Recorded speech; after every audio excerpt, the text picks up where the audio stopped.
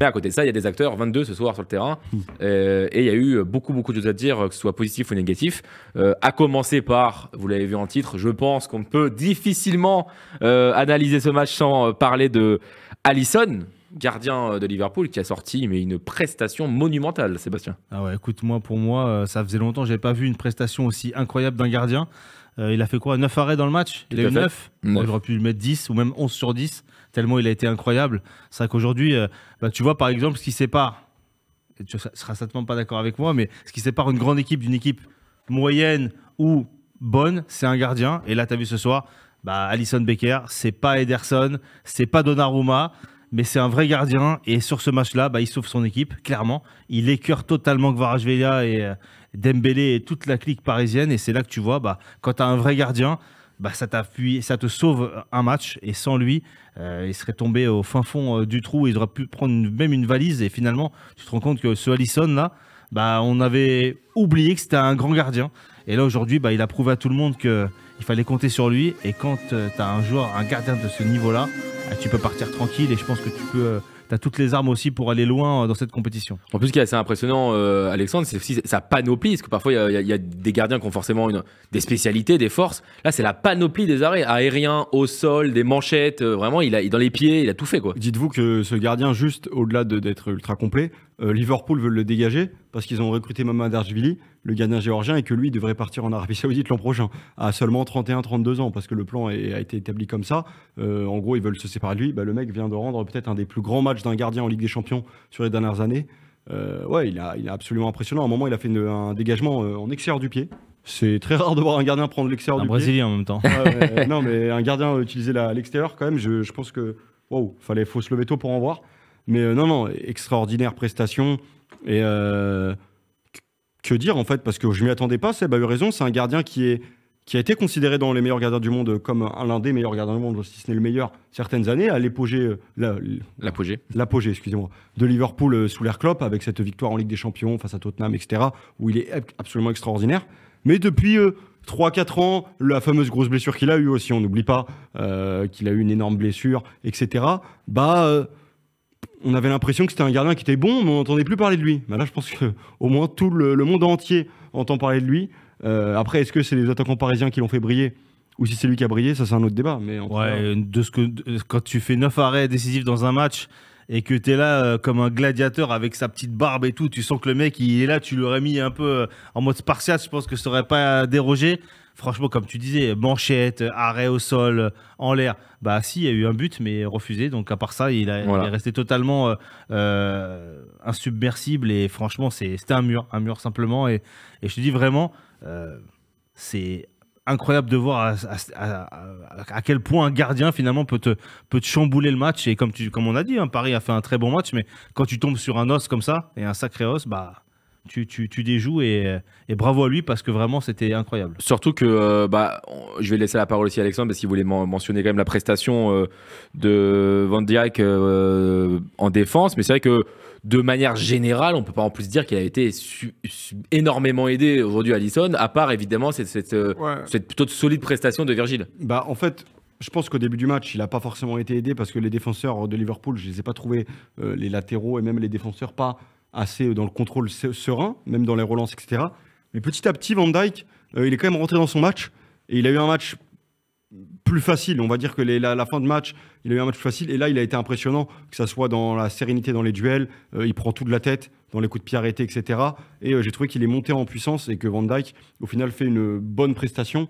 Konaté un peu moins en vue, peut-être, un peu plus délicat. Et les latéraux, j'avais beaucoup tapé sur l'ami Arnold, mais petit à petit, Arnold, il s'est quand même bien rattrapé de ses erreurs. Je ne sais pas si vous avez plus que Robertson, je trouve. Et à la fin, il a embêté quand même quelques fois, que ce soit Barcola, Désiré Doué, etc., même Kvara. À la fin du match, les 30 dernières minutes, il arrivait quand même à bien défendre. Donc c'était assez étonnant parce que le début de match des latéraux de Liverpool surtout, ils se sont fait avaler, boire. Mais après, on s'en doutait un peu, c'était un peu l'axe sur lequel le PSG devait miser pour faire mal à Liverpool. C'est là aussi que toute la frustration parisienne, c'est que finalement, à part marquer un but, ils pouvaient difficilement faire mieux. Là, il y a eu tous les paramètres, un grand gardien, une plus grande efficacité en face. C'est pour ça que Paris perd, parce que Paris, pendant très longtemps, on était même en train de se dire, là, il y a des individualités très fortes. Et Kvaratskhelia qui sortait assez récemment d'un énorme match à Lyon, là, il a réalisé Kvaratskhelia à un moment donné, en termes de créativité, de technicité, il faisait un match exceptionnel. Moi, je suis persuadé que Kvaratskhelia... Oula, je vais le dire comme ça. Je suis persuadé que Kvara est un excellent joueur, mais j'ai eu la confirmation ce soir. Parce que dans un gros rendez-vous, ok, il y a un but refusé hors jeu, etc. Il marque pas de place décisive au fond, mais je pense qu'on s'en fout des stats. Regardons juste ce qu'il a fait, les différences qu'il est capable de faire dans les petits espaces, je le rappelle, mais très peu de joueurs sont capables de faire ces différences-là. Il y a des joueurs qui ont besoin énormément d'espace pour faire des différences. Je prends Barcola par exemple, son coéquipier, mais lui, sans espace, il peut faire des différences. Il peut trouver des failles, des trous de souris. Franchement, c'est un joueur qui a un truc spécial, et les joueurs comme lui, bah, ça peut te faire gagner des grands rendez-vous, ça peut te porter. Ce soir, il marque pas, mais le match retour, Kvara, il faut le revoir titulaire. Je veux Kvara titulaire, parce que ce qu'il m'a montré ce soir, il y a tous les éléments pour se dire Luis Enrique a eu raison de le mettre titulaire. Et Luis Enrique et le Paris Saint-Germain, et Nasser, et Campos, et qui vous voulez, ont eu raison de recruter Kvaratskhelia, parce qu'il amène un vrai plus à cette équipe parisienne. Et là, il commence même à devenir plutôt régulier maintenant, Kvaratskhelia au PSG. Ouais, il est régulier. Et puis, bah, tu vois, finalement, comme tu dis justement, bah, il est régulier, il manque plus qu'à marquer des buts, mais sans Alisson, ce soir, il finit à 8 ou 9 de notes, parce qu'aujourd'hui, il est au-dessus. Il manquait que des buts, en fait, finalement, un peu comme tous les joueurs de Paris d'ailleurs, mais c'est vrai que techniquement, et puis même, tu sens l'expérience quand même, tu sens le vécu, et c'est vrai que c'est peut-être ce qui manquait à l'attaque du PSG, même s'il y a Dembélé d'un côté, mais parfois tu peux penser qu'un Doué ou qu'un Barcola est un peu tendre au niveau. On ne parlera pas forcément de Barcola, mais on sentait aussi de son côté que sur certains choix, c'est un peu difficile, alors qu'avec Kvara, c'est fluide. C'est fluide, tu sais ce qu'il va faire. Je sais même pas ce qu'il va faire, même lui, il sait pas. Il est là, il prend le ballon, il le brosse, il va un peu à droite, à gauche, il caresse le ballon, et c'est beau à voir jouer, en effet. C'est vrai qu'aujourd'hui, nous, ceux qui ne sont pas un adepte comme toi, Valentin, de la Serie A, c'est pas forcément un joueur qu'on voyait au quotidien, mais c'est vrai que quand tu le vois jouer, tu peux que apprécier ce type de joueur-là qui te caresse la balle et qui fait des choses que peu de joueurs font. Et ça, c'est vrai qu'aujourd'hui, dans ce football moderne assez aseptisé, où tu as des joueurs qui sont finalement tous, ils se ressemblent tous plus ou moins, et où tout est joué sur la vitesse et sur la puissance, bah là, tu vois qu'un joueur comme ça, c'est un peu, moi je trouve que c'est un peu un joueur à l'ancienne, Kvara. Je vous le voyais bien dans les années 90-2000, tu vois, un peu avec sa petite barbe, un peu, tu sens peut-être un petit côté yougoslave et tout, tu vois, et vraiment, mais ça fait du bien. Pas dégradé, en tout cas. Pas de coupe de cheveux, pas taillé, des poils un peu partout, des grains de beauté, tout. Oh, c'est un gars à l'ancienne, tu vois, et ça fait plaisir à voir en tout cas sur le terrain, et bah, comme tu dis, ils ne sont pas trompés en le prenant, en tout cas, c'est sûr, et il apporte effectivement une vraie plus-value assez immédiate, et bien sûr que. On se dit que le gars, il est arrivé il y a même pas 2 mois, et ce qu'il fait déjà aujourd'hui, il parle pas français, ça peut être que mieux. Donc oui, comme tu dis, moi je suis aussi d'accord avec toi, il faut miser, capitaliser sur lui, parce que je pense qu'en vrai, ça peut devenir le vrai chouchou du parc, et il est pas loin déjà. Et le pendant, et surtout le vrai pendant de Ousmane Dembélé. Donc quand tu as des mecs comme ça, pendant, je sais même pas, parce on a bien vu dans le match, les deux, ils peuvent alterner les deux côtés. À droite, à gauche, ils basculaient pas mal. C'est tellement bien, parce qu'en fait, ça t'offre tellement de possibilités d'avoir des joueurs qui sont capables d'aller même les trois, hein, Barcola, Dembélé et Kvara sont capables d'aller ils sont ultra polyvalents, et c'est vraiment un énorme plus pour le Paris Saint-Germain. Tu donnes le tournis aux défenseurs adverses, parce qu'un coup, Arnold, il se dit, ouais, je vais me taper Dembélé. Un coup, il voit Kvara qui arrive. Un coup, il voit Barcola. Le mec, il perd les nerfs. Il pète les plombs. Il se dit, non, mais attendez, moi, j'ai signé pour avoir un duel. J'ai fait de la vidéo pour un joueur, mais pas pour 3. Et le Paris Saint-Germain, ça fait quand même peur, entre guillemets, quand ils font ça. En plus, là où il a été très bon, Kvara, c'est comme tous les dribbleurs et les créateurs, tu peux avoir beaucoup de déchets. Là, à un moment donné, il était sur des minutes consécutives où chaque dribble était presque réussi. Il perdait pas la balle, il conservait bien le ballon, le temps que ses coéquipiers viennent aussi en aide. Donc il a été très précieux aussi pour conserver le ballon et dans la possession. Donc oui, très gros match. Et Seb a trouvé une transition parfaite, parce que de l'autre côté, il y avait également Dembélé qui, lui, a pas marqué ce soir. C'est assez rare maintenant, il faut le souligner, quand il marque plus. C'est vrai. Mais pour le coup, ça reste un match très Dembélé, peut-être un peu plus en dessous que Kvaratskhelia, mais qui, de manière générale, il a quand même apporté du danger. Bah, c'était un peu le Dembélé, tu vois, par moments, c'était un peu le Dembélé. Alors, j'ai beaucoup aimé la presse espagnole qui a dit c'était un Mbappé 1.0 hier. Et je trouve que c'était aussi par moments un Dembélé 1.0. Par moments, retrouver le Dembélé agaçant de 2024 à une différence près, c'est que avais quand même le côté leadership, le côté il harangue les supporters, il est là, il veut faire la diff, il prend les ballons, il tire les coups francs, les corners, il veut tout faire. Tu sens qu'il a envie d'être ce leader qui n'était pas forcément avant. Le problème de Dembélé, on le connaît tous, c'est qu'il a beaucoup de déchets. Alors, il était sur une série assez folle de buts marqués. Le problème sur des matchs comme ce soir, un peu frustrant, où tu sens que faut que tu forces un peu parce que tu as soit une défense solide, soit un gardien d'exception. Tu fais un peu n'importe quoi. Tu fais des frappes dans les nuages, tu tires au pigeon, comme il avait tendance un peu à le faire. Mais à côté de ça, et dans une telle dynamique, il a tellement apporté à Paris sur ces 2-3 derniers mois que tu n'as pas envie non plus de lui jeter la pierre et tu n'as pas envie de trop l'accabler. Moi, j'ai été très dur avec lui par le passé, mais c'est vrai qu'aujourd'hui, malgré tout... Non, mais toi, il faut reconnaître qu'aujourd'hui, malgré tout, bien sûr, il est agaçant, bien sûr, mais il a une telle capacité à faire des différences et à éliminer l'adversaire de manière si facile qu'aujourd'hui, forcément... T'as besoin et t'as envie, et même quand t'es fan de foot, tu veux avoir des joueurs comme ça sur le terrain, c'est important. Mais dans des matchs comme ça, le problème c'est qu'il fait pas la différence parce qu'il n'y a pas vraiment eu de frappe où on s'est dit wow, Alisson il fait un arrêt incroyable. On l'a eu sur Kvara, on l'a pas eu sur Dembélé. On a eu surtout beaucoup de frappes au-dessus, à côté, dans des positions improbables. Malgré tout, ça l'a pas empêché de faire des excellents débordements, de faire un excellent centre en retrait pour Neves en première mi-temps, que Neves a topé le ballon, mais il aurait pu faire une passe D. Donc finalement, il a quand même été important et intéressant, mais d'une manière insuffisante, en tout cas. Mais à côté d'un Mbappé par rapport au match d'Mbappé d'hier, non, c'était quand même largement au-dessus, mais un pet en dessous Kvara. Et aujourd'hui, ça ne suffit pas à ce niveau-là. Et il manquait ce petit quelque chose. Mais en effet, à Anfield, il est capable de faire la différence. C'est vrai en plus, là, on a eu le droit à une ou deux actions vraiment sur le côté, avec des petits ponts où il élimine deux défenseurs très rapidement. Il y a eu des actions comme on dit, qui nous ont un petit peu frissonné, qui nous ont donné des frissons. Mais par contre, c'est vrai que vous avez pu le voir sur toutes les miniatures qu'on vous a réservées ces derniers jours pour promouvoir ce match. Il y avait Dembélé d'un côté, de l'autre, il y avait Mohamed Salah. C'était le duel tant attendu, le peut-être, possiblement futur Ballon d'Or, c'est ce que les gens disent, selon ce qui se passera en Ligue des Champions et en Première Ligue. Mais ce soir, Salah était tout simplement méconnaissable. Salah, il fait une saison de Ballon d'Or, mais ce soir, il a fait un match qui n'est pas du tout digne d'un Ballon d'Or. Loin de là, s'il veut aller marquer des points dans cette course au Ballon d'Or, après, je pense qu'il veut d'abord gagner des trophées collectifs. Mais s'il voulait marquer des points, là, il en a marqué 0, il en a même perdu. Parce qu'il a été auteur d'une prestation étonnante, j'ai envie de te dire. Moi, je me suis demandé plusieurs fois s'il n'était pas malade. C'est vrai, et honnêtement, s'il n'était pas malade, s'il n'avait pas quelque chose, peut-être un problème familial, autre chose, un problème, ou quoi. Parce que voir un Salah avec un tel visage, c'est du jamais vu cette saison. Et depuis quelques mois, c'est vraiment...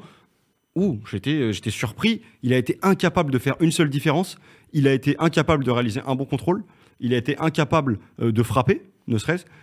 Il a une énorme qualité en ce moment qui fait qu'il a bonifié son jeu, c'est qu'il est très très intéressant dans sa capacité à centrer l'extérieur du pied, de jouer en une touche, en déviation. Même là, il a été, dans ce registre-là, il a été inexistant ou pas performant. J'ai vraiment vu le pire visage de Mohamed Salah. Je pense que je ne l'avais jamais vu ce visage-là en 2025 et en 2024, du moins depuis le début de saison. Donc assez surpris, choqué, déçu. Mais justement, je pense que le meilleur de Mohamed Salah est à venir au match retour parce que un grand joueur, ça passe rarement à côté de 2 matchs consécutifs. Donc je pense que Mohamed Salah aura un esprit revanchard au match retour. Du moins, j'espère que pour lui, il montrera un autre visage parce que sinon, ça sera inquiétant. Effectivement, c'était quand même assez étrange de le voir. On peut même dire qu'il a été étouffé ce soir complètement, Mohamed Salah. Tu sais, moi, on se posait une question aussi en première mi-temps, à se dire qu'à aucun moment il était servi dans des bonnes conditions dans l'axe du but de Paris. Donc il était là, il jouait surtout en remise, souvent dans son camp. Et pour un joueur comme ça, là, c'est un non-sens absolu. Donc déjà qu'il a, comme tu disais, Chacha, il a changé sa façon de jouer. Il est plus dans l'économie, il est plus dans les passes, en faire le moins possible pour être le plus performant. Là, il avait même pas l'occasion de le faire. Donc c'est vrai que c'est pas digne d'un Ballon d'Or. C'est clairement pas digne d'un Ballon d'Or. C'est pas digne du meilleur joueur actuellement de Première Ligue parce que je pense que là-dessus il y a pas de débat. Mais aujourd'hui, c'était pas suffisant. Et au final, Liverpool n'a même pas eu besoin d'un grand Salah pour l'emporter, donc c'est que finalement ils ont d'autres atouts, mais c'est vrai qu'un joueur comme Salah, tu sens qu'aussi peut-être que le poids des années commence à faire une certaine forme de lassitude peut-être, même si là aujourd'hui je sais pas ce qu'il lui faut de plus, La saison, elle est quand même belle, donc je pense pas qu'il ait une lassitude. T'es là, t'es premier en PL, large, tu vas être champion. En Ligue des Champions, là, t'es quand même bien placé pour aller. Au moins, t'as un avantage certain pour un avantage pour le match retour, on va dire. Qu'est-ce qu'il te faut de plus pour la motivation? Ou peut-être qu'il pense déjà peut-être au Qatar pour la suite, ou peut-être parce qu'il n'a pas prolongé, peut-être que ça le perturbe. Je suis pas sûr. Mais aujourd'hui, clairement, on peut se poser la question du pourquoi, du comment de ce match catastrophique de Mohamed Salah qui est indigne de lui, parce que on a vu sur les dernières semaines, mois, et même dans ses statistiques, que franchement, ça vaut largement plus que cette bouillie qu'on a vue ce soir, honteuse et indigne de lui, quoi. En tout cas, il pourra faire que mieux à Anfield. On verra également, on en reparlera un peu plus tard, on va dire du dessin du match retour. On va essayer d'analyser cela. Mais j'ai une petite déclaration pour vous avant de traiter un dernier joueur. Et vous allez pouvoir le deviner dans le chat, parce qu'il y a un petit point commun entre les deux joueurs. Seulement, c'est le poste. Alisson a parlé, du coup, homme du match évidemment, sur TNT Sport. Il a dit « C'était probablement le match de ma vie. Le manager nous disait à quel point il serait difficile de jouer contre le PSG, à quel point ils sont bons avec le ballon, que nous devions être prêts à souffrir. Nous savions ce qui nous attendait. Nous avons travaillé dur, nous avons laissé passer beaucoup d'occasions, parfois en 1 contre 1. Mais le plus important, c'est que quelqu'un fasse réfléchir un peu plus le joueur qui a l'occasion. Qui se procure l'occasion. Tous les efforts déployés par l'équipe me facilitent la tâche. Et puis à la fin, Harvey est entré, a marqué le but. C'est une belle histoire pour nous, c'est une belle soirée. Donc voilà, très grande analyse de la rencontre d'Alisson. Mais il l'a très bien analysé. Il faut souffrir des fois pour gagner. C'est ce qu'ils ont fait. Ils ont énormément souffert. Lui le premier. Mais un gardien en confiance, ça change beaucoup de choses, je pense. Parce que là, on a vu un gardien qui était sûr de lui. C'est-à-dire que dans ses interventions, surtout celle sur Dembélé, là, où après Barcola et ensuite intervient, etc., à le ballon, tu sens vraiment un gardien qui est sûr de lui. Il sort, il est serein. Il se dit pas, je tente l'arrêt. Il dit, je vais faire l'arrêt. Et je pense que dans sa tête, il est arrivé à un stade du match où il s'est dit, je suis intouchable, je vais tout chercher. Je plonge partout, je suis partout, et ils vont pas marquer. Et il s'est persuadé d'être le meilleur dans ce match-là, et il l'a été. Donc bravo à lui, parce qu'il a sorti une prestation de haut de volée. Et je pense que, je sais pas, dans sa carrière à lui, il l'a pas dit, mais c'est peut-être un des meilleurs matchs de sa carrière. Il l'a dit, c'est probablement le match de ma vie. Ah oui, bah. Écoute, j'ai mal entendu. Mais tu vois, ce qui est intéressant, c'est qu'il a dit aussi que le coach leur avait dit qu'ils allaient souffrir. Ils savaient. Donc c'est aussi pour ça, peut-être, que la façon de jouer est aussi adaptée par rapport au fait qu'ils savaient qu'ils n'auraient pas les armes pour lutter à égal au parc face à Paris, et que finalement c'était la meilleure solution. Mais je pense pas que Slot il avait imaginé que son gardien fasse un tel match. En tout cas, tu parles de Slot, il y a notre ami Josué, qui est présent au stade avec Anif en conférence de presse, qui nous a envoyé une petite déclaration de Slot en conférence de presse. Il a dit « Avec un nul, on aurait été déjà chanceux. Ils ont été meilleurs aujourd'hui. En première période, c'est même un miracle de rentrer à 0-0. C'est une équipe toujours meilleure que nous en deuxième. C'est un très bon résultat pour nous. Ils ont toujours les meilleures lignes de stade. Tout le monde l'a vu depuis le début de saison. Ça va être compliqué dans une semaine. » Donc voilà. Mais oui, c'est ça. Au moins, il affirme que rien n'est fini, que les dés ne sont absolument pas pipés, qu'il n'y a qu'un but d'avance. Et un but d'avance, il faut se dire, c'est très très peu. Le foot, ça peut aller très vite. Tu peux mettre des buts très rapidement. Et que Liverpool a tellement souffert que même lui, dans sa tête, il se dit « Ouais, j'ai fait un braquage aujourd'hui. Mais attendez, la semaine prochaine, Paris, il n'y a pas de blessure, ils vont pas arriver avec une équipe qui n'a rien à voir.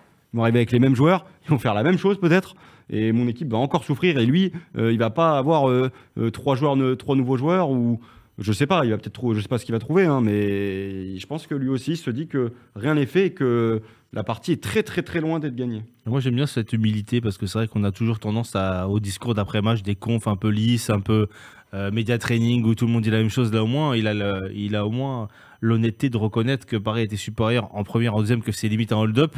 Alors après, c'est logique, il va pas non plus. Il va pas mentir. Là. Disons que la carte de l'honnêteté, elle est aussi plus simple à sortir quand tu as gagné. Ouais. Ah oui, bien sûr. Non, mais même là, je pense que la manière de gagner, là, je pense que là, il sait très bien qu'il faut pas non plus jouer au con. Allez, dis la vérité là. Ouais, mais tout le monde l'a vu. Il y a certains coachs, je sais pas, dit que Mourinho, ou d'autres coachs, même d'autres coachs, même Ancelotti ou d'autres, on sait pas. Peut-être qu'il y aurait des coachings différents. En tout cas, c'est. Diego Simeone. Diego Simeone, après c'est sa manière de faire, donc il te dirait j'ai gagné avec ma façon de jouer, il n'y a pas de souci. Bah tu vois que ça ressemble aussi au personnage. Bien sûr. C'est un mec assez discret, c'est un mec qui fait ses trucs, il est là, il est. Un mec qui est quand même assez des fois un peu, parce que je crois qu'il s'était fait exclure à un moment, il a pris un rouge ou quoi. Ouais, mais il a dit qu'il allait se calmer du coup. Oui. Voilà, mais il est. Et on va. Alors, j'ai la déclate de Luis Enrique, si vous voulez. Est-ce qu'on parle d'abord de Donnarumma ou on parle de la. Non, vas-y, parle de Luis Enrique, vas-y. Luis Enrique, tu parles de Luis. C'est très injuste. C'est un match très complet, l'un des plus complets qu'on a fait en Ligue des Champions. En première période, les XG étaient largement en notre faveur. Ils ont tiré une fois, ils ont marqué. Leur meilleur joueur était Alisson. C'est un peu bizarre, mais je me sens fier de mes joueurs et de mes supporters. Parfois, le football est injuste. Il faut marquer. On va prendre ça d'une manière positive et penser au match à Liverpool. Il n'y a rien à expliquer. On était bien meilleurs que Liverpool. Leur meilleur joueur était leur gardien. Je le répète, on a vraiment été meilleurs que Liverpool, mais ils ont gagné le match. Si vous voulez voir le négatif, moi je ne le vois pas. Je suis fier de mon équipe. Il reste un deuxième match et on ne va pas se rendre. Écoute, j'aurais, il y a quelques semaines, quelques mois, dit à Luis Enrique que je ne suis pas d'accord avec lui. Bon, il ne m'aurait pas répondu parce qu'il ne connaît même pas ma personne, mon existence sur cette planète. Aujourd'hui, je suis 100% d'accord avec lui. J'ai vu, comme je l'ai dit, ce que Luis Enrique veut faire au Paris Saint-Germain. J'ai vu ce qu'il peut faire de mieux, en fait. Lui, ce qu'il met en place, il peut pas faire de mieux. Parce qu'après, c'est pas Luis Enrique qui tire dans le ballon. J'aimais pas cette expression, mais là, ce soir, c'est vrai. C'est Luis Enrique... J'ai vu le max. Il y a des matchs où il y avait à peu près ce sentiment-là, mais quelques défauts que je voyais un peu, où des joueurs se regardaient trop jouer, etc. Là, tout était direct. Le pressing était parfaitement huilé. Tout le dépassement de fonction, son côté de pas mettre le numéro 9, les choix, la composition de type, Fabien Ruiz, etc. J'ai tout aimé de A à Z de Luis Enrique. Donc, je n'ai absolument aucun problème à dire que je suis 100% d'accord avec lui, que Paris méritait de gagner, que quand il dit que le meilleur joueur de l'équipe adverse, c'est le gardien de but, c'est vrai, c'est un fait. Et quand le meilleur joueur de ton équipe est ton gardien de but, c'est souvent parce que tu as concédé beaucoup d'occasions et que celui-ci s'est montré décisif face à celle-ci. Voilà, moi, je suis totalement d'accord avec lui. Il garde en plus, ce qui est très bien, c'est qu'il instaure un sentiment de sérénité à son équipe. Il envoie un message en disant « Les gars, vous êtes parfaits, vous êtes excellents. On refait la même chose à Liverpool et vu comment on les a dominés, ça passera. » C'est ça que j'aime bien. C'est qu'il n'est pas là à dire bon, c'est terrible, mes joueurs n'ont pas forcément été au rendez-vous dans la finition, malheureusement, on a des joueurs qui ont failli. Non, au contraire, il va tout de suite dire les gars, on a un groupe, ce soir, vous avez été incroyables. Et c'est la vérité. Chacun individuellement, vous avez pratiquement tous été au rendez-vous. Les gars, on repart avec la même chose et on va le faire. Et ce discours-là, il est parfait dans la quête d'une qualification à Liverpool. Ouais, tu vois, je te coupe. Moi, tu vois, je suis d'accord avec toi sur ce discours-là. Le problème, c'est que c'est le même discours qu'il a depuis tous les matchs, même ceux qui étaient un peu plus border. Bien sûr, c'est pour ça que je dis qu'avant, je n'étais pas. Arsenal. Et tu vois qu'à un moment donné, là, pour le coup, c'est bien. Il y a bien une fois où, effectivement, là, tu veux bien le croire et accepter, mais tu peux pas dire d'un coup que oui, et ces joueurs, ils sont derrière lui, il les protège, machin, parce que même quand ils n'étaient pas au niveau, ou qu'il y avait une équipe qui était supérieure, bah, il avait déjà ce discours-là. Le problème, c'est que c'est toujours le même discours, en vrai. Donc, mais là, en tout cas, pour une fois, il se justifie plus que les autres fois. En plus, parfois, il y a eu des matchs comme ça où Paris n'était pas assez réaliste et efficace, malgré le fait qu'ils étaient dominateurs. Mais tu pouvais, entre guillemets, analyser des individualités qui ne fonctionnaient pas. Là, on va en parler d'une qui a fauté un peu à la fin. Mais finalement, il y a des joueurs qui auraient pu faire mieux, mais il n'y a pas de joueurs immondes ce soir au PSG. Non. Donc, il y a des gens qui auraient pu faire mieux, certains qui auraient pu parfaitement mettre un but pour conclure leur belle prestation. Mais même les individualités ont été bonnes, donc c'est ça qui est compliqué. Et là où il a raison, c'est que maintenant, avec la disparition, c'est vrai que ça peut... Parfois, on ouvre une porte ouverte, mais la disparition de la règle du but à l'extérieur, c'est vrai que le 1-0 que tu perds au parc, ça n'a pas la même chose qu'il y a 5-6 ans, je trouve personnellement. Ouais, c'est vrai. C'est vrai que c'est quand même. Là, 0-0 ou 1-0, de toute façon, il faut gagner. Oui, ouais. En vrai, ça change rien. Ça change rien en vrai. Ouais, donc c'est. Même avec la règle de but à l'extérieur, ça changerait rien vu qu'il n'y a que 1-0. Tu vas pas y aller pour gagner au penalty, ça n'a pas de sens en vrai. Si Liverpool avait gagné 3-2. Là, le but à l'extérieur changerait beaucoup parce que Paris, ça veut dire qu'ils devraient gagner, ils ne pourraient pas gagner 1-0, ils devraient gagner. Alors que là, vu qu'il y a eu 1-0, même s'il y a la règle de but à l'extérieur, Paris doit en marquer. C'est vrai qu'il y a un côté mental aussi qui est important, comme tu dis, une sérénité qui sera capitale à instaurer. Une sérénité. Tu parlais tout à l'heure de gardiens en confiance qui sont intouchables. Il y en avait un qui était plutôt en confiance ces dernières semaines et derniers mois, c'est Gianluigi Donnarumma qui, alors ça, il y a différentes versions. Est-ce que c'est vraiment de sa faute? Mais en tout cas, il aurait pu faire mieux, ça c'est une évidence. J'ai un problème avec Gianluigi Donnarumma. Oula, excusez-moi, j'ai voulu être. Refais-la. J'ai un sérieux problème avec Gianluigi Donnarumma ce soir. Parce que un grand gardien de but, ça c'est ma théorie, c'est propre à moi. Un grand gardien de but d'un grand club, son équipe a le ballon.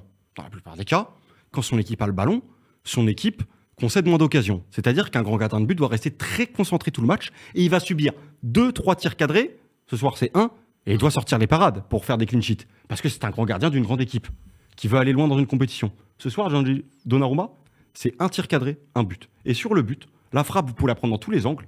Oui, sa défense l'abandonne. Oui, je suis d'accord avec tout, il n'y a pas de souci. Mais la frappe, il peut faire mieux, il peut la sortir. Et quand je vois le match d'Alisson de l'autre côté, je me dis que cette occasion-là, si c'est une frappe de Liverpool, Alisson la sort. Alors peut-être parce qu'il est plus chaud, etc., vu qu'il a eu beaucoup d'occasions concédées, donc il est en forme, il est chaud. Mais Donnarumma, si c'est un si grand gardien que ça, et je pense qu'il a les capacités d'être un grand gardien. Ah, c'est un grand gardien, il fait 1m92. Celle-ci, il doit la sortir tous les jours. Et qu'il ne la sorte pas, ça me pose problème. Est-ce que dans la double confrontation, ça jouera? Très sûrement. Donc à un moment, Donnarumma, ce soir, il doit la sortir selon moi. Est-ce que c'est un gardien mauvais? Non. Donnarumma est un gardien qui montre ces derniers mois qu'il est extraordinaire sur sa ligne, qui peut sortir des grands arrêts. Le match contre l'Olympique Lyonnais, si vous ne l'avez pas vu, vous pouvez vous faire une rediff par exemple, je pense à ça. Il a été très très fort. Mais ce soir, je suis obligé de le pointer du doigt. Moi, j'ai le sentiment que quand ça bascule de la Ligue 1 à la Ligue des Champions, je pense qu'il y a un truc qui se passe dans sa tête. Un manque de confiance, peut-être. Le talent, je pense pas. Il en a, il n'y a pas de problème là-dessus. Mais c'est un gardien qui a trop de carences psychologiques pour être un très très grand gardien. Et pour moi, alors je dis pas que c'est à la hauteur, bien sûr que non, de ce qu'il a fait avec Benzema, avec le Real il y a quelques années, mais en tout cas, tu te dis, et au fond, on en parlait en plus, Val, en avant-match, je ne vais pas dire le contraire. On savait qu'il y allait avoir un truc, c'était obligé. Ouais. Parce que tu sais qu'à chaque fois, il va t'en faire une. Tu le sais très bien. Elle va être grave, pas grave, mais tu sais que Donnarumma, forcément, dans le match, c'est Donnacata, c'est obligatoire. Je suis désolé, je la refais, parce que je l'ai faite souvent. Mais c'est vrai qu'aujourd'hui, encore une fois, il dégage pas de sérénité. Et c'est un vrai problème parce que la défense, je suis désolé, ok, comme tu disais, elle a abandonné Donnarumma à la dernière seconde, mais parce que Paris attaquait et voulait faire quelque chose. Et pendant 90 minutes, les 4 de la défense, ils ont quand même été assez solides, Marquinhos en tête. Et c'est vrai qu'aujourd'hui, se dire, tu prends un but sur ta seule occasion, même ce que tu renvoies à tes défenseurs, c'est chaud parce que tu te dis merde, encore. Et donc, je sais que toi, c'était un fervent défenseur de Donnarumma. Tu nous expliqueras des arguments pour le défendre. Moi, je trouve qu'il est difficilement défendable parce que, vu l'investissement que Paris a fait sur lui, vu la place qu'il prend dans le but aussi, je trouve qu'à un moment donné, ça plafonne, ça ne progresse pas. Et on sait très bien que ses qualités sur sa ligne et tout, il n'y a aucun problème là-dessus. Mais encore une fois, c'est pas suffisant et Paris va peut-être encore le payer fort. Après, ce qu'on disait en off, là, à chaud tout à l'heure, c'est vrai que j'étais plutôt dans le côté pas du tout d'accord avec Alexandre. Maintenant, à tête reposée, effectivement, est-ce qu'il peut faire mieux? C'est une évidence. Maintenant, ce qui me gêne, c'est que de par son CV et son passé, des grosses boulettes, il en a fait. Il en a fait beaucoup. Une grosse boulette, ça va. Là, il peut faire mieux. Mais là, ce qui me gêne, c'est qu'après ce match-là, le fait qu'on retienne... C'est-à-dire que si on suit cette logique-là, Elliott avait foutu une praline à 40 mètres en lucarne, comme c'est la première frappe, il doit l'arrêter aussi, ça veut dire. Non, pas du tout. Parce là, que il peut faire mieux, mais il la touche à bout portant, il la dévie un peu mal. Il est mauvais dans son intervention. Il est pas assez, la main n'est pas. Pour moi, il est pas mal placé. Non, mais c'est ça. Le timing est bon. Non, mais c'est ça. Mais il peut faire mieux, mais il doit faire mieux. En fait, ça me gêne d'isoler ça comme s'il avait fait une erreur, parce que des erreurs, il en a fait. Il y a eu des matchs en Ligue des Champions où il méritait toute la haine parisienne des journaux parce que c'était de sa faute. Benzema, il y a eu effectivement. Mais moi, ça me rappelle l'Atlético de Madrid où il est pareil, il n'est pas assez. Voilà, ça je suis d'accord. Oui, je suis d'accord. C'est des erreurs qui ne sont. En fait, un grand gardien, il ne doit pas faire d'erreur. Mais pour être un grand gardien, il faut que ces arrêts-là, tu les fasses. Moi, je vois le truc comme ça. C'est que cet arrêt-là, Courtois, il le fait. Alisson, il le fait. Ouais. Donnarumma, il le fait pas. C'est pas pour ça que c'est un gardien de merde. Bien sûr, absolument pas. Et Keylor Navas, il le faisait aussi. Oui, très sûrement. Mais c'est pour ça qu'en fait, la hiérarchie des grands gardiens, cette parade-là, à ce moment-là du match, il y a peut-être 4 gardiens dans la planète qui peuvent le faire. C'est sûr, il n'y en a pas 100. Je suis d'accord avec toi. Mais justement, moi, je suis exigeant avec Donnarumma parce que je pense qu'il peut être dans ces 4 gardiens. C'est 5 si lui, il s'incruste dans la place. Et quand il le fait pas, je me dis, il fait un match qui n'est pas digne d'un mec qui doit être le meilleur gardien du monde, un des meilleurs. C'est juste ça que je dis. Bien sûr. Je suis d'accord avec toi. C'est pas le ballon passe entre ses jambes ou frappe de 40 mètres, il fait ça, il se trouve, ça rentre. Il a pas fait... Oui, voilà. Ce que je veux dire, c'est que l'année dernière, que ce soit contre Dortmund et Barcelone, je crois, il y a eu des sorties aériennes où il hésite. Ouais, il y a des trucs où pour moi, il était vraiment fautif. Là, il y a trop de sorties aériennes, il n'a pas eu trop. Si le match retour à Anfield, Paris, admettons, perd et est éliminé. On pourra pas dire que l'élimination est sur le dos de Donnarumma. Bien sûr que non. Tu vois, c'est ça que je veux dire. En fait, c'est pas quelqu'un. Il peut faire mieux, c'est une évidence. C'est quelqu'un qui va te faire. Là, c'est quelqu'un qui te fait perdre, mais qui te fait pas gagner. Alisson, moi, je trouve. Gagner. Ouais, mais je trouve qu'il y a des matchs. Effectivement, le problème, c'est que Le problème de Donnarumma, c'est que les matchs où il se trouve, c'est des matchs évidemment sous projecteur. Oui, on parle pas d'un match contre Montpellier ou contre. Par exemple, Lyon-Paris, c'est vrai que c'était un match où il nous a pour le coup vraiment sauvés. Ah bah il était extraordinaire dans ce match-là. Mais c'est pour ça qu'on dit pas beaucoup de matchs où il est extraordinaire. On dit pas que c'est un mauvais gardien. Il a été meilleur gardien de l'Euro. Il a montré qu'il avait des qualités. C'est même pas là. Le débat n'est même pas là. 10 ans maintenant, mais j'ai très bien compris. Le débat, c'est même pas une question de savoir si c'est un gardien nul ou un gardien fort. C'est pas ça. Mais je dis juste que il manque le petit truc. Voilà, passer du cap de bon gardien à très bon gardien. Bien sûr, mais encore une fois, il l'a montré. Mais du coup, moi, c'est juste dans le sens où il y a eu des fois où même moi, j'ai pu l'insulter de tous les noms parce que c'était de sa faute et qu'il nous a littéralement éliminé la Ligue des Champions parfois presque tout seul. Là, pour moi, juger Donnarumma, il peut faire mieux. Pour moi, il n'est pas plus ou moins fautif qu'un Hakimi qui aurait pu faire mieux, qu'un Fabien Ruiz qui aurait pu faire mieux, dans les Parisiens qui ont été moyen bof, ou Pacho qui a alterné le très bon et le plus bof. Il fait partie des Parisiens qui auraient pu faire mieux, mais qui n'est pas fautif. Moi, c'était ça le... Quand tu vois le chat ou quand tu vois même nos collègues fans du PSG ou même sur les réseaux, tu as l'impression que là, on retrouve un match d'il y a un an où Donnarumma élimine Paris, quoi. T'as l'impression? Non, bien sûr, éliminer Paris, non. Mais après, c'est la frustration à chaud. Voilà, la frustration à chaud, vu que c'est la dernière réaction en plus que tu retiens du match à peu près. Mais comme je dis, voilà, moi j'ai expliqué ma vision de l'arrêt de Donnarumma et ce qu'il doit le faire, etc. Comme je t'ai dit, voilà, moi c'est que je l'ai expliqué, je vais pas le réexpliquer, mais un grand gardien, un grand gardien doit la sortir. Un gardien honnête, un bon gardien, voilà, c'est pour le but. Oui, bien sûr. Il y a quand même des gens qui le défendent dans le chat. Ouais, tu vois, il y a dit Donnarumma fait son match, c'est un arrêt difficile. Alors, juste Théo et Théo. Donnarumma a fait son match. Je vais t'épingler, Théo, je suis désolé. Alors, qu'est-ce qu'il a fait dans le match? Parce que tu me dis, c'était un arrêt difficile. Je veux bien, mais a fait son match, on dirait que le mec, il a eu 5 arrêts à faire. On l'a pas vu du match. Il a eu 2 ballons, il a tiré 2 ballons. Il a fait son arrêt où il relâche, il la reprend là. Ouais, il a fait 2 trucs. Tu vois, même ça. Non, mais ça, vous avez exagéré. Non, je suis désolé, au bout d'un moment. Franchement, j'étais serein de ouf sur ce truc-là. Vous pouvez pas. Je suis d'accord, moi je suis d'accord. Moi, je trouve quand même que ça montre pas d'une sérénité à toute épreuve. C'était pas grave. Mais ça montre quand même que t'es pas d'une sérénité folle quand même. Mais disons que par contre, là où c'est... Il y a un message qui me fait rire, c'est Anto quand il dit « j'ai vu le match ». Mais je savais que ça allait finir comme ça. Et c'est vrai qu'avant même le début du match, on s'est dit le scénario Paris domine, tu sais que c'est un scénario qui peut arriver. Et en plus, Paris, t'as l'impression que ça ne se termine jamais à 0-0, ces trucs-là. Ça se termine, on se prend un but. Ou t'en mets un comme Rirona. Mais oui, voilà. C'est souvent l'histoire des clubs français contre des gros clubs. Souvent, ça perd 1-0 à domicile, salement mérité ou pas mérité, mais c'est souvent le score, malheureusement. Et là, une fois de plus, encore, ça l'a prouvé ce soir.